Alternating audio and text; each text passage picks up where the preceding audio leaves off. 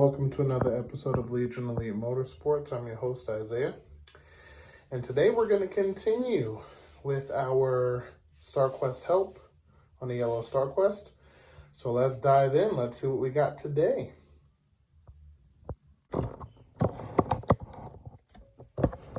Okay, so it's looking more like a car. That's pretty good. So next, what we have is the injector clips. Okay, so these injector clips, they are called EV1. That is the injector style, Bosch style, DSM, Honda Civic kind of style. And when you look it up, that's exactly how you look it up, as EV1. So this kind pushes down to release, let it go to re-engage. Pretty simple. So now that we have our injector wires, we can start wiring them in on our injector wires. So it has instructions here, what goes where, what's power, what's ground, and you're going to follow that exactly. So all of the red wires are power, and any of the other colors that are connected with them is ground. So it'll be all red and yellow, and orange will be ground. So that's how we're going to wire them in. We are going to solder and heat shrink, and it doesn't really matter what order you put them in on the injectors, because in the computer you can set it to either batch fire or sequential. So it's going to do it in a certain sequence automatically. And if the car starts acting funny when you hit sequential, just switch the injectors around. Shouldn't have that issue, but just in case. So personally, I've never had any of those issues anyway. So we're going to start wiring these in, and we will be back. Okay, so we have the wires connected to the injectors. It looks a little haywire now, but they are all soldered and heat shrinked, so those are good to go. So the objective of this currently is to make sure the car fires and starts and all of that good stuff there. So once that's done, I'm going to clean everything up and take it for a test drive. But we're not there yet. We will be soon. Gonna keep these aux wires, everything in order so we don't miss anything. And next we're gonna do is we are going to connect the temperature sensor, which is this guy here. Currently, we don't have the air temperature sensor, so we're gonna put a hold on that. But we do have the water temperature sensor, so we're going to get this one started and ready. And last but not least, we have the fuel pump, which we're gonna save that for last, because we're gonna have to dive into the trunk and get that set up and situated. So let's do technically the last wire that is needed, and that is the water temperature sensor. So let me get the supplies for that and we'll connect it up. Okay, so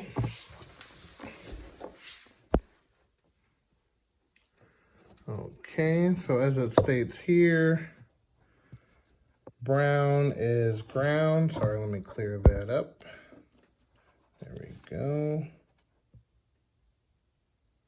So brown is ground and purple is power. So according to the sensor down there, which is too dark to see, it's shaped like a plus, like that and like that. So our power goes to this one and our ground goes to this one. And if that's not correct, you can always swap the wires, no big deal. All right, so I'm gonna have that connected and we're gonna take it from there. Okay, so I don't know if you could see it, but right in that area is where we connected the temperature sensor. So technically, all of our sensors are done. We have the map sensor connected, we have the TPS connected, we have the injectors connected, we have the water temperatures connected, the O2 sensor, I don't know if I said that already, but the O2 sensor connected, and we're gonna do the fuel pump later because we're gonna run a relay. And then air temperature sensor, we're not gonna run. And these are aux wires. That's if you wanna run auxiliaries, electronic boost controller or whatever, you can run it through your aux wires.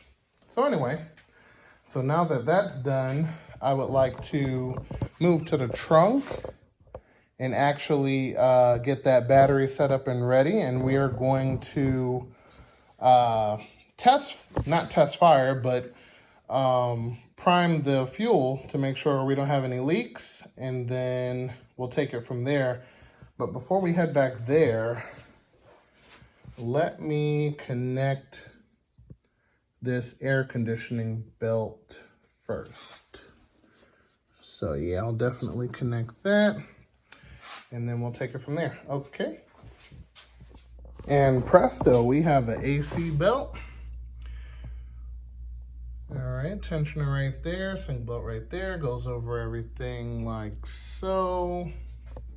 Yep, nice and clean, not touching anything. It's gonna work good. All right, so now we're gonna dive to the back and get the battery and everything in its proper location and take it from there. Let's hop to it. Okay, so we are at the trunk now. This is our power wire. We have plenty, which is great. And then here's our ground, which we have plenty of this, which is great. I'm going to use that ground right there. And that should be good. Let me see if I have a connector for 0 gauge wire. I might. And I will take it from there. But what we're also here to do is to dive into this cover. And I basically need the wires from the fuel pump. So the 2 wires, ground and power, I need to ground the pump out here and extend the power wire from the pump, and that's going to go to the front with a relay. So the computer is going to control when that turns on and off, and that would be perfect. Okay, so we got the cover off. Let me move one of the factory tools out. That's for the jack. Okay, so it's a little dusty down here. That's not too bad, but we are going to pull this harness right here. And here you can see the 2 wires for the pump. Okay, see if you can Clear it up. There we go. So that's the 2 wires for the pump. And what we're gonna do is we're gonna follow those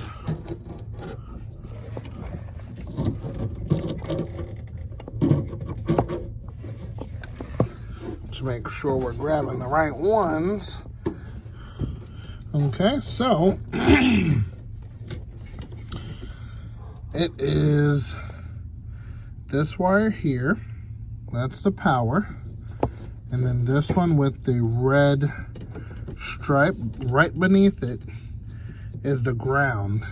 Okay, so you can always check how your fuel pump is doing by opening up the hatch cover, but in general you don't necessarily need to with this rubber grommet here.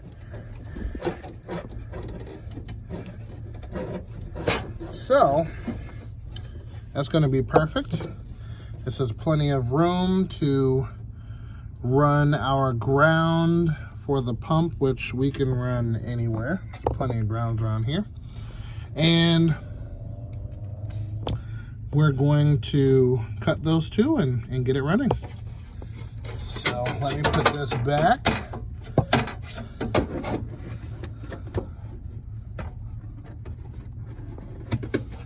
Alrighty, with the screw.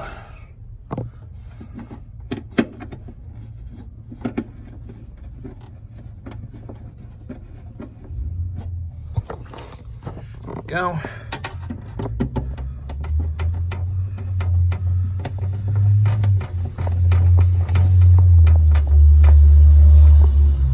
Alright, it's nice and tight. So what we're gonna do right now is we're going to cut these two. So the other wires are sending unit, and these are the 3 colors right here. So we're not going to mess with that. This is a factory tank. It works perfectly. So I'm just going to take off the power for the pump, and that's it. Okay, so as you can see here, the ground has been soldered and heat shrinked and placed right there. Pretty simple. And next, I'm going to need a lot, or a long enough wire to reach all the way to the engine bay. So gonna have to go to the store to get some of that. And the fuel pump will be done and ready to go. And after the fuel pump is done and ready to go, we're going to do the battery. And then after that, we're gonna prime it and see what we got. Okay, and the power wire is ran all the way to the front. Next, we got our battery, got a fresh pair of terminals. I'm going to slide that on, and let me see, I'm gonna pick a ground that looks adequate. Here we go. Take that ground right there, and that'll go to the battery, and that'll be it. Okay, so we are grounded, and we have our power connected. We have it taped up, so if it touches anything metal, it won't start a fire. And I'm going to actually cover this area too. Then here's our ground right here. All right, that's all done. Nice and neat. All right, so I'm gonna tighten down these terminals, and that's just a temporary spot for the battery as of right now. But there's gonna be a permanent one as soon as we get a battery box. So until then, this is gonna work. So I'm gonna tighten these terminals down, and we are going to head to the front and prime the fuel pump. Okay, got everything in the book crossed. But, you know, my predictions, it's going to leak. I know it's going to leak. It's going to spray. But let's be optimistic and see if we can get some fuel pressure right there. And we're going to connect power to this guy. Let me strip the wire and here we go. Right.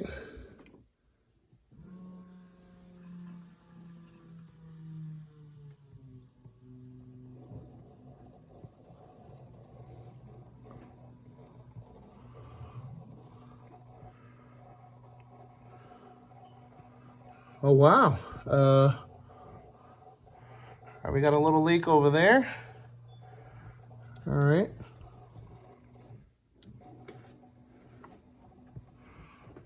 We got a leak over here.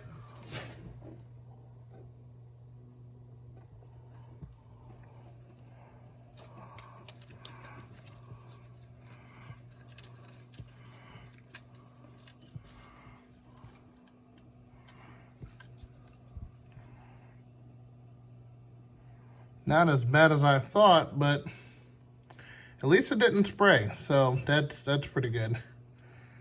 Alrighty, so we got one, and